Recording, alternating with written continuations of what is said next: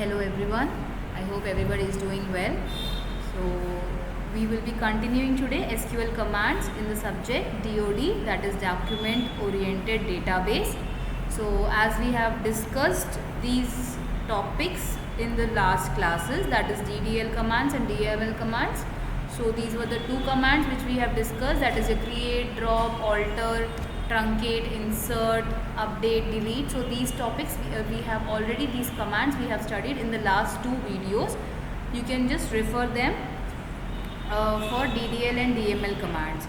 Now moving forward, so we have DCL and TCL commands. So let's go for DCL command. So that is data control language. Okay, so in the first, when I was telling you about database and everything, the SQL command, so we were discussing that this SQL, that these commands are used for instruction and for accessing of the data and how much limit a user can have, right? So in this data control language, basically we are going to see these control accesses. Okay, so what is control access? So now example, now you have a big database in your college, that is your PV Siddhartha college. So what happens over there? So the teachers are entering the data, the lecturers, like you can say the marks of a student. So those cannot be manipulated or cannot be changed by the student. So how do we restrict that? For that we have control access.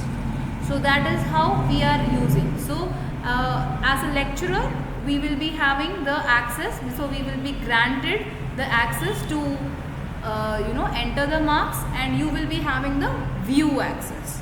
So that is how it works. So in this data control language, we have two commands. That is your grant and one is your read. So what does grant do? So the word itself, you can see grant. That means you are giving permissions to the user. Okay.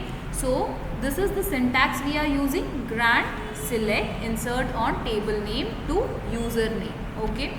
So this is how you are granting a access to the particular user to manipulate the data, or you can say access the data, basically access the data for that particular table. So for that you are using grant command. So this is how you can use the grant command. The next one is the revoke command. What happens in revoke? It is very simple. So revoke means, now we have granted you permissions. Now I want that, suppose a lecturer was teaching over here. Now the lecturer is not teaching in this college. So what happens over there? Now I do not want to give that access to that particular person. So for that I have an option, that is revoke, where you are taking back the access, or you can say restricting again the control access to the data. So that person or that user basically cannot have the access to that data, no control over the data. So they cannot control access to that particular data. So as you can see over here, so it is almost similar. The your syntax is almost similar. So it's just you will just change over here revoke, and then the from instead of to is changed over here. So these two commands are used for giving the access and to take back the access, that is restricting the access. So these two are very important in your SQL commands, that is your data control language commands. The next one is your transaction control language. What happens over here? So TCL commands are used to manage transaction within the database. Now transactions mean, sometimes what happens, you want to save the data, you want to like whatever you have done, you feel it is not right, you want to undo all the changes. Okay, and then sometimes you want to set a save point in your transactions. So for that purpose we are using transaction control language, which is used to manage your transactions within the database. So first one is your commit. So what does commit do? So whatever data you are entering in the tables or the database, so all those things you want to whatever changes you have done, so for changes whatever you have made, to save those changes we are using commit command in your TCL. The next one is your rollback. So as I was telling you before, so rollback is something where whatever you have done, so whatever changes you have done, you want to undo those changes. So for that you are using the rollback command. So whatever you have done the changes since your commit command, so all those changes will get rolled back. So for that we are using the rollback command. And then you have your save point, where you can set a save point within a transaction. So that is known as save point. So you can see over here the syntax for each of them. So for commit command you have commit, therefore rollback it is rollback, and for save point it is save point and the save point name. That is how you are going to use your, or you can your TCL commands. So till here we have already done 4 commands, that is your DDL command. So what is DDL commands? Please note it down, this is very important. So DDL commands are data definition languages. Then you have your DML command, that is your data manipulation languages. And then you have your DCL, that is your data control language, and then you have TCL, that is your transaction control language. So after this, one more which we can separate from, we can also have a sub part in this SQL commands, and that is your data query language. So data query language is nothing but to retrieve your data. So you are using some queries. Okay, for that queries we have different select options. Okay, so selection also, select command can be used in many ways. So we can use select for all the details to come at once. We can use select command for the table, all the data in that table to come at once. Then you can also use for only if I want the roll numbers in the particular table. So I only want to display or retrieve the data of data science students, only the roll numbers of those students. So I will get only the roll numbers through using this column 1. You can give your roll number from data science, where condition you can be giving it. So this is how the select queries are used. So select we have a lot many. So it is very important that we practice all the SQL command, because practice only makes everybody perfect. So it is very necessary that we should practice all the commands, because how much we practice them, that then only we can be hands-on these commands. It is not like you are studying and it is you are learning them. It is not that way. You have to practice them.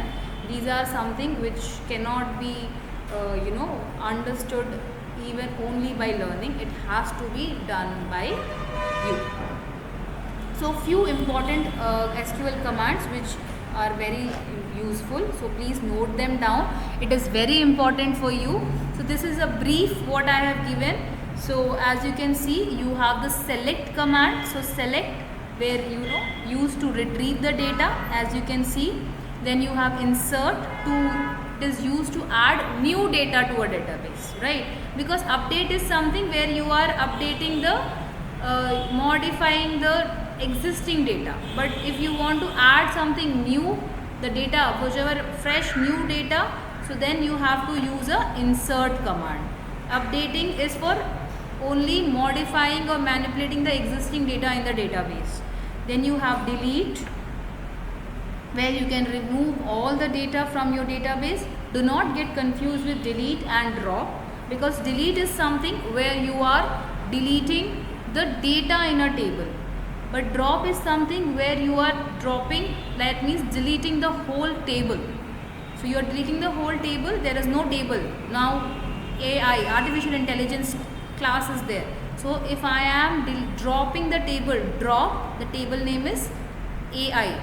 So what happens over there? The whole table is gone. There is no structure of the table. There is no structure left. It is only when you want only to delete the data inside a table, you have to use delete command. If you want to delete the whole table with no structure left, you have to use drop command. So that is how it has to be. Do not get confused. And alter and update is the same thing. Update is something where you are updating the data inside a table, but alter is something where you are altering the structure of existing table. So now there are roll number, you have roll number, you have name, you have Aadhaar number, and then you have subjects. So what happens? I want to change the subject, that structure, that subject column name to course. So then what happens? I am changing only the heading part. So that is alter. Whereas update is something inside that roll number, name, you have lot many 1, 2, 3, 4, 5. So roll numbers are there. In that roll numbers, you want to update something, or you can say the name you want to update. So for that data updation, you are using update command. For modifying your structure of your existing table, you are using the alter command. So that is how you have to differentiate both the things. Do not get confused with it. Then after this you have your where and order by, which is used for your conditional and your ascending and descending. So that is how these SQL commands are there. So for thoroughing a DBMS, you should know all these commands, how to use them, how to manipulate them. So all this is very important. So the more that you read, the more things you will know. The more that you learn, the more places you will go. Okay, so this is the thought I wanted to give you. So thank you. This is the end of the SQL commands. So I will be coming with new videos on the new topic in the subject DOD. Thank you so much.